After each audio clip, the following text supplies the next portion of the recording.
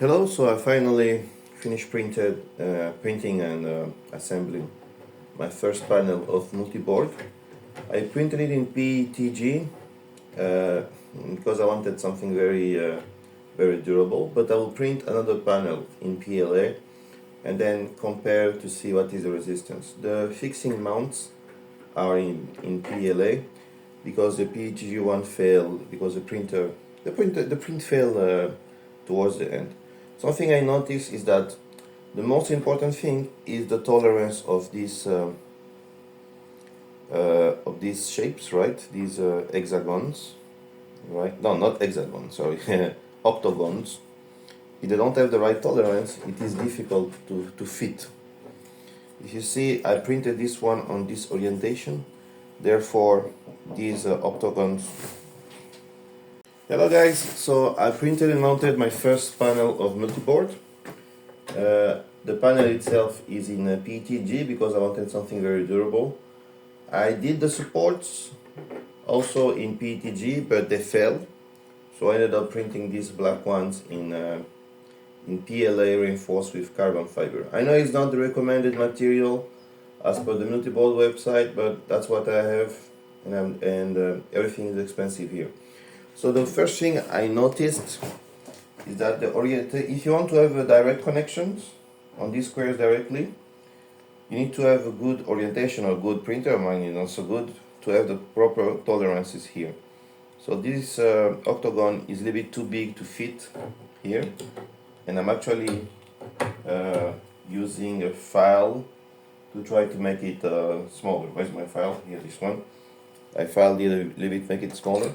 But if it's printed in this orientation, lying flat on the bed, yes, it is. You get the proper tolerances, and you just press fit with a little bit of force. The panel flexes a little bit. This one is PETG, so I think it's able to flex a bit more.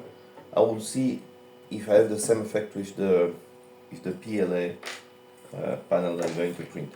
In comparison, well, I printed. Well, I know it's not. I printed a very small part of Honeycomb because that's just the part I need to fix my air quality sensor inside the printer. And the one thing I noticed is that because Honeycomb does not have this flush area behind the board, I feel that there is less flexibility, because by having this area below behind the board, if you have these pressure fit parts like this one, and you go all the way through it, I feel that the connection has more force. Although the Honeycomb, by being on the wall, I feel that the plastic is being supported by the wall, so maybe a little bit more has more strength there. Yeah, but I prefer the flexibility of the multi-board. So I basically have this connection and this connection, and I can find all sorts of models, and even one very interesting I'm going to show you in the next video. So that's progress so far. Let's see how it goes. Boom. Okay, let's so I have to file this a little bit, and let's see. Oh, it went down. This is, so you have two options. You can either connect directly like I did with this bottle holder for my glue. Okay, it's good. It's very good. It's very good glue I use, not promotion. Yeah, it's a little bit toxic, and so you need to wash your hands after using. So you can either connect directly, like I did here, or you might need these adapters here, so you can connect these ones. So you have two options. You can either connect directly, or you can connect using this adapter. The problem I think here is the same. It's a question of orientation. If the orientation is not correct, the tolerance is a little bit too. It's not. You see, it doesn't go through easily, so it doesn't have a proper force. So yeah, you can connect it directly, or you can use an adapter. Where's the other part? Okay, I will find it. Okay, God bless you. So I finally printed and installed my multi-board panel. And the first thing I noticed is that okay, of course you have connection versatility. You have these big octagons, you have the pegboards, and you can also connect by screwing. But also what I noticed, of course the system is a little bit complex, you have a lot of parts, but you can find your way. But what I noticed also is that you can connect either things directly, or like this one, or you can use an adapter, like these small pieces, and create small octagons that will connect here. The problem I see is that there's a question of orientation, which is in question of printer quality. Mine is not so good. So these octagons have to be perfect to press fit on this one. But since I printed it lying like this, the octagons are not perfect, so I'm trying to file it down a little bit so it can properly fit. These ones, since I printed like this, the printer created the perfect shape and it fits perfectly. Just need a little bit of force to press it. The board flex a little bit because this one is made in PETG, because I wanted something more durable. But I'll print the second panel in PLA to see the difference. So I'll need to file down a little bit these octagons and see if they can just pressure fit, so I can install them here. So I think it's a very practical system. I also printed a small part of Honeycomb, hexa wall, right? I think it doesn't look fair because it's very small, but I don't need much because I just want to use it to fix my my air quality sensor inside the enclosure. So I don't need actually a very big board. So I couldn't justify wasting filament on a board that I will not use widely. But it will be a good comparison point. So far I'm happy with the flexibility. I just need to find a way to, also same problem with tolerances here. I'm not being able to push this by hand. Maybe I need more force. Okay, let's see what's going to happen. Cheers. One issue I read about is that apparently it's difficult to get things out of the Honeycomb wall after it's fixed, and I see the tolerance are more tighter. But there is this accessory called screw eyes that promises to allow you to create this threaded connection here so that you can screw and unscrew accessories out of the Honeycomb wall. So this is what I'm going to try to use. But yeah, I'm not planning on using a big wall, but I just wanted to experiment with this screw-wise system. Looks good. Hopefully they probably have one also for the multi-board. Yeah, so that was the last comment. Thanks.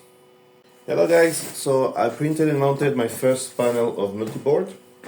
The panel itself is in PETG because I wanted something very durable.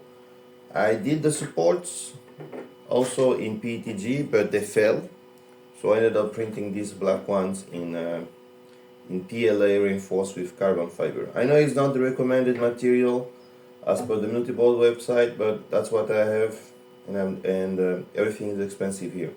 So the first thing I noticed is that if you want to have direct connections on these squares directly, you need to have a good orientation or good printer. Mine is not so good to have the proper tolerances here. So this octagon is a little bit too big to fit here, and I'm actually using a file to try to make it smaller. Where's my file? Here, this one. I filed it a little bit, make it smaller. But if it's printed in this orientation, lying flat on the bed, yes, it is. You get the proper tolerances, and you just press fit with a little bit of force. The panel flexes a little bit. This one is PETG, so I think it's able to flex a bit more. I will see if I have the same effect with the PLA panel I'm going to print. In comparison, well, I printed, but I know it's not. I printed a very small part of Honeycomb because that's just the part I need to fix my air quality sensor inside the printer. And the one thing I noticed is that because Honeycomb does not have this flush area behind the board, I feel that there is less flexibility.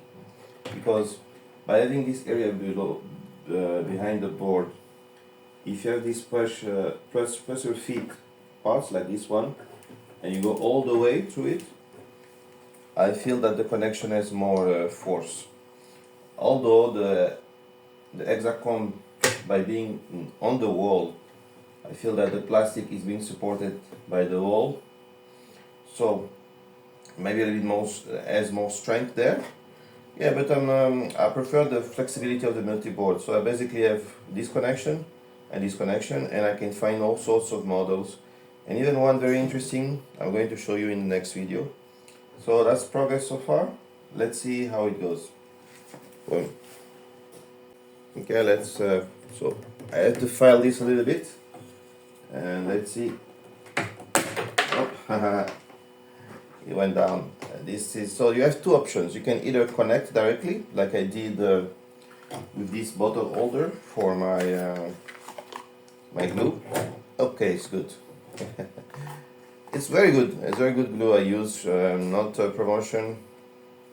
Yeah, it's a little bit toxic, and so you need to wash your hands after using. So you can either connect directly, like I did here, or you might need these adapters here, so you can connect these ones. So you have two options. You can either connect directly, or you can connect using this adapter. The problem I think here is the same. It's a question of orientation. If the orientation is not correct, the tolerance is a little bit too. It's not. You see, it doesn't go through easily, so it doesn't have a proper force. So yeah, you can connect it directly, or you can use an adapter. Where's the other part?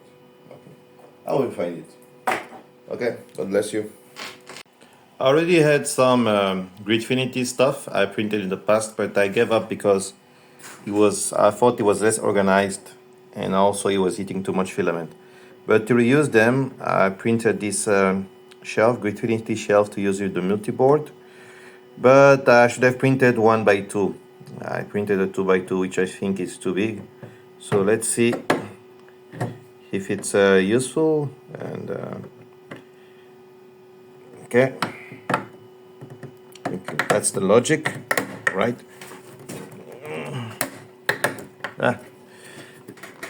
The tolerances. Maybe because I printed this one in PETG, maybe that's why it's not the correct tolerance, because I think this was planned to be used with, planned to be printed with PLA. Okay, it's fixed. Let's see if you can get some. Okay, because I printed the cheapest version of Gridfinity Grid, I tried to use Velcro as a way to fix the bins in place. Let's see if I have a. Okay, this bin has no Velcro, so let's see if it works. Yeah, it kind of works, but I think the same problem I already had with the concept of Gridfinity is that the bins themselves are completely mobile, so they can always fall down. But yeah, it looks good. I'm satisfied with the result, and I think having these different modes of connections is quite good for multi-board. I also finally installed the Honeycomb wall inside the printer. I will put there my air quality meter, which should be somewhere. I don't remember. But yeah, so that's what's going on now. Thank you very much for watching. So my second panel for multi-board failed to print. The problem was that I forgot to switch on my exhaust fan here, and so the chamber got quite hot, and since the printer was at maximum speed, I think the stepper motor stopped working and the head was just moving by itself. Well, I think that, well, it's a hobbyist machine, right? But I think the professional machines or the consumer grade machines now must have a system to prevent this to happen, right? By stopping the printer when the stepper motor shut down because of excess heat. So there's a fan here to suck out the air, and there is a opening here where the cables go in. It's quite small, but I think it's enough to have air circulation. And the whole office is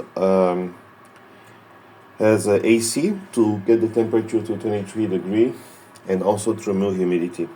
So let's see if today I'll be able to get this print finished.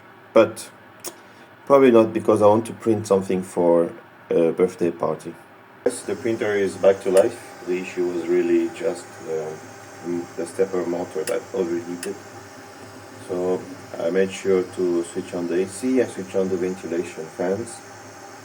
I'm not using it's too much work to get this filament out of the box to put the golden filament in the box, so I just use it out of the box and then dry it. Talking about the box is maintaining a very nice humidity, 10%. The box is sealed, but not totally sealed, because I didn't bother to actually seal the end where the filament get out. But there is enough desiccant inside, and this tube is restricted enough that it's been keeping the humidity below 15% for at least 1 week straight. So yeah, so I don't need to change it. I'll just use this as the outside. Don't give myself too much work. Let's see what's going to be the result in 2 hours. I use a vase mode. I really like vase mode because vase mode saves you a lot of time, and you don't need all your models to be totally solid objects. For example, here I just want a number 25 for a cake. So the part looking at the public, of course, is going to be flat, but the backside does not need to be flat.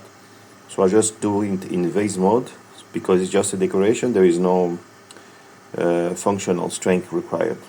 So now the room temperature is 24 degrees, but the temperature inside the enclosure is 34 degrees. Although the thermometer is positioned on the top of the enclosure, not on the bottom. So there is a hole here that take fresh air in, and there are 2 fans, like you know, on top that take the air out. I can feel the air flow, but I'm thinking about making a hole here and putting a second fan to push air inside the enclosure, make it positive pressure. Maybe this will help to make the temperature a little bit less toasty. But before that, I'll put a thermometer on the bottom to check what is the temperature at the bottom of the enclosure. Room temperature of 23 degrees. The temperature at the bottom of the enclosure is 27 degrees. So maybe I don't think I need to make the enclosure more complicated by making a new hole and putting another fan. Maybe I just, of course, I need to make sure that the fans are on, because the incident of yesterday happened because the exhaust fan was off. The exhaust fan, of course, it takes fumes out of the enclosure, but also it allows to have some circulation because there is an open hole from which the air enters the enclosure. And that's the beauty of vase mode. For fully decorative pieces, I don't think you need a fully solid object. One like this that is hollow and at least 3 times as fast is enough. So as you can see, we have a name and a crown and a parabéns, which means happy birthday. I had to do some light hammering here to fit the second panel, but here it was just an hand press. The second panel is made of PLA. It's a little bit less flexible than the PETG one. I have not yet screwed in here on this side.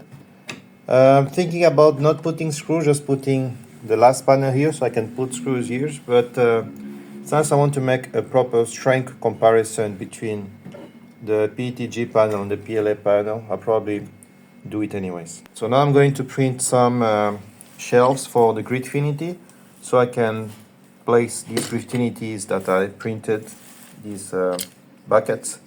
Took me a lot of filament, especially this one. I felt it was too much filament for what it is, and I feel that the multi-board is a more efficient way to store things, because the holders of the tools are lighter or use less volume of filament than the Gridfinity ones. So I finally positioned the new lateral board, and let's get it screwed in. Actually, I don't want to screw everything because I have two screwing points here. I think I'll just put one. I think is enough. Okay, that's strong enough. The reason why I'm putting, some people just want to put the screws in the corners of the full multi-board panel. I put in the full board here because, oops, get out.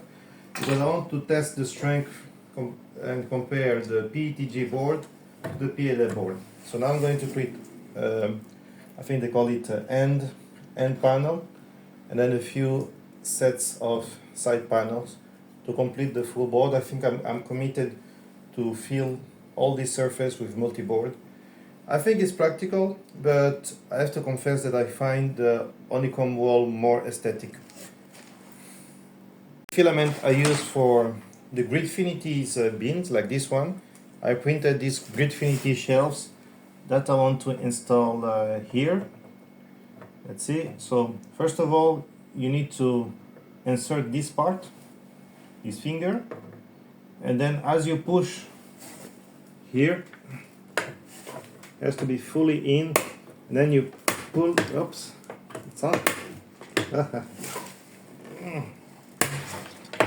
Oops, even the whole box is going up. Okay. Am I breaking something? Yeah, the screw came loose. Yeah, maybe I'm doing something wrong. Okay, it's not because of this support, it's interfering. Okay, if I put here where there is no support, maybe the support was interfering. Let me put in this peg. Okay.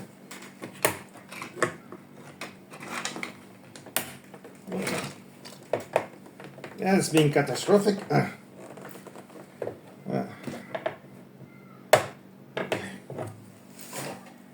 Okay, something wrong maybe with this one.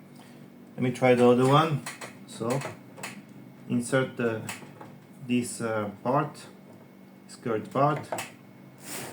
Okay, and insert the other pegs. Okay, they seem to be inside. Push them. Some light hammering. And it's in. Well, okay, so there is not enough space to actually put two of these. It's not a problem. Let's see the spacing. How is the spacing? Okay, so I can put a bin here, and I probably cannot put a bin somewhere else. So this shelf will go in another panel, probably this side one. Board number 3. I printed my third panel, and here is one thing that people don't like about multi-board. So the proper panel, since it's at the corner, will be a panel without these pegboards. But since the monetization model of multi-board is to sell premium items, the corner multi-board is part of the premium pack, of the member pack. So I will need to pay the subscription to get that. The problem is not even paying money, because I bought some models a few times, so it's no problem. But if at least it was a one-off payment, it will be better. But I want to make it a subscription payment, but man, it's his business, there is no problem. Okay, so this is a symptom of something that annoys some people about multi-board. So it should be a corner panel that has no pegboards here, but it is, I printed this one because the proper one I will need it to have a subscription, as some people don't like to subscribe to have access to models. But there's no problem, doesn't mean that you cannot put your board together. So let's see if I can fit this one in. So I want first to fit, and then I will screw in.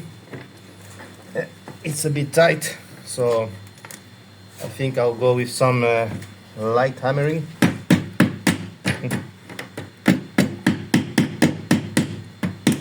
Where's my hammer? Wrong tool for the job. Okay. Let's see first if I can fit here where it's easier. Okay, it's fitted on the top. What about the bottom? Yeah, it's going to be a little bit harder on the bottom. From the top, and it's done. Now I can screw in.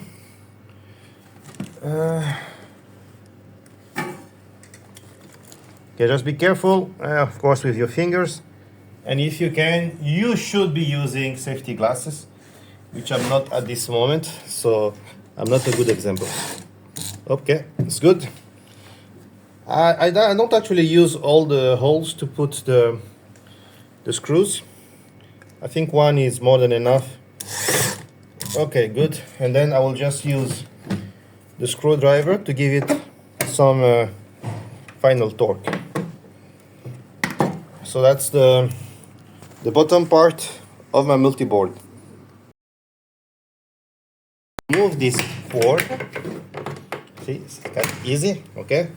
And I put these tips going up. It will look aesthetically just like the famous sideboard that is part of the subscription package.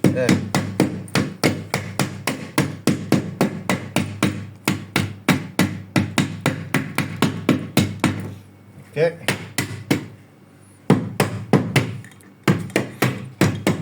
Yes, it looks like it. So this teeth will be looking up, and now it looks perfect. See, there is always a solution, but still, if you can and you have money, please support the creator of this very excellent system. I like it because it is practical. This will probably be worse by hand, but by using the screwdriver, I can actually feel if I'm putting the magnet in the wrong orientation. So I'll just need to turn this one around. Well, I managed to fix the magnets. These magnets are too weak to actually make, well, actually, no, not so weak. They make some difference, but not as much as I was hoping for. Or did I put some of the magnets in the wrong orientation? I'm not sure. Maybe some of them turn. Maybe the magnets are interfering with each other, because if I put like this, yes, I do have some strength.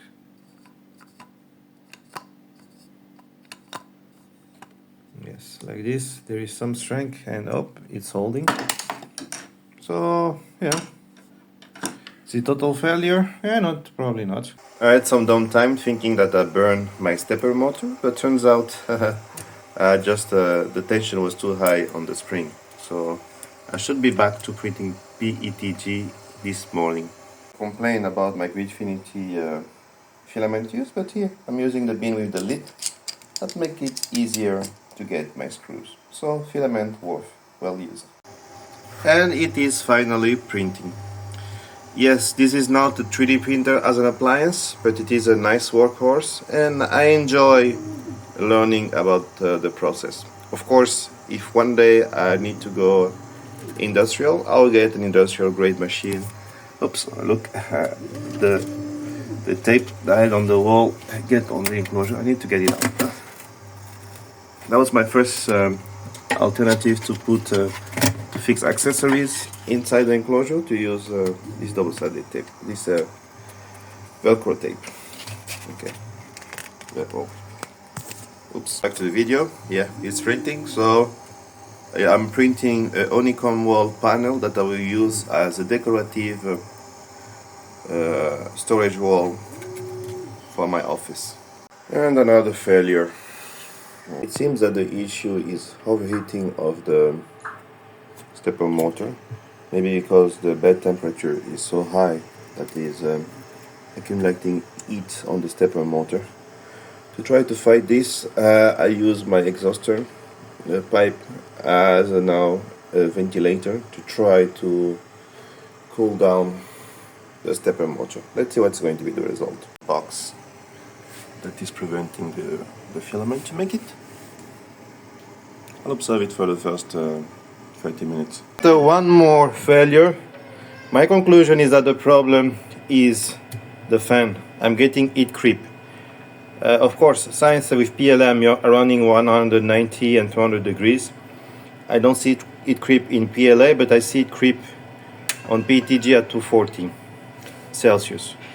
Because I've been burning through these fans, either Quality or third party, every 2 or 3 months. So, as a solution, I'll go with a much bigger fan and to see if I can solve my heat creep problem, especially now that I need to print this PETG Honeycomb boards.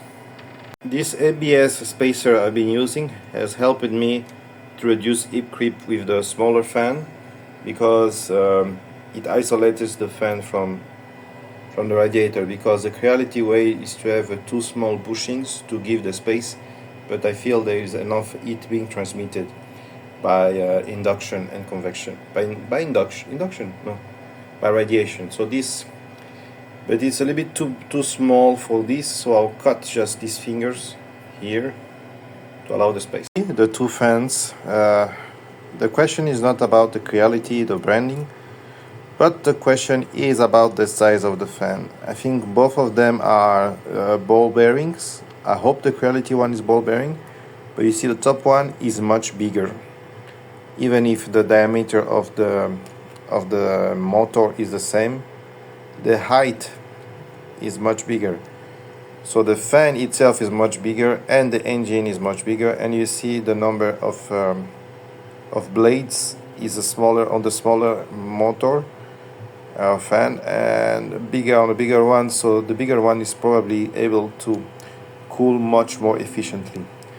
So with this, probably I'll be able to solve my heat creep problem, because I've been burning through these Creality's fans, let's say once every 2-3 months, which doesn't sound bad, but the problem is that since the creep is progressive, I actually lose quite a bit of filament by failed prints. So I switched to these much bigger fans, and hopefully I'm going to have more success printing my Honeycomb wall, the decorative one, in PETG. After some research on Creality forum, the issue seems to be the cable, this cable here, that is being twisted as the print is working. Maybe it was not noticeable in the past, because most of the prints were in the center of the bed. Since the Honeycomb wall is all over the bed, it's twisting the cable and losing the connection to the motor. So I'm going to print this this cable support to put on the flat cable, and hopefully it will hold it steady enough until I receive the replacement cable from AliExpress, right? Which is going to cost me around $20 US, $20-30. Normal interruption, and I'm restarting. I try to limit the speed to 5 so I don't pull the model out of the bed. It's going to be suspenseful. And I was thinking I was out of the woods. Let's see what happens. Okay, I've given up on the PETG and I'm using PLA. Seems to be good. 40% already. I guess the mid print, there is basically no retraction. It is feeding filament constantly all over, so maybe that's what is overheating the motor, especially because the bed is quite hot. I will try again with PETG, but instead of having the bed at 70 degrees, I will have it at 60 degrees and see if I'm going to be able to print and still have adhesion. The failure at 48%. You can see the stepper motor stopped feeding filament. Again, lastly, this is my multi-board. It's very functional, but it's a little bit messy because I have a crazy week.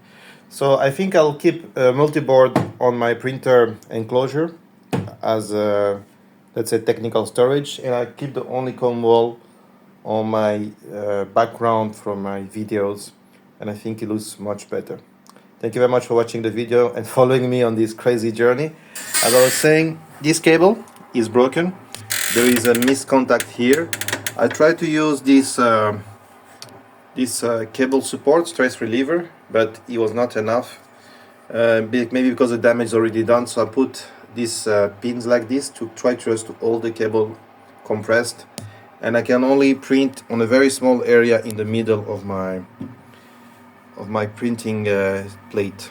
So I will have to order a new one. It's going to be some $22.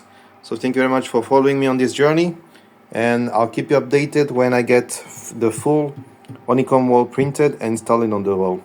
So that's the end of the video. God bless you. I glued the supports in the wrong orientation. It should have been like this, I think. No, so like this. So I put it in the wrong orientation, and really also I found out that the connection to the pieces to the board is very tight, even with the screw reverse. I'm not really satisfied with this. Maybe there is a screw reverse. If there is a screw reverse attachment for everything, maybe it will be good, but I'm really thinking about just going for multi-board here on the wall, but it will be less aesthetic.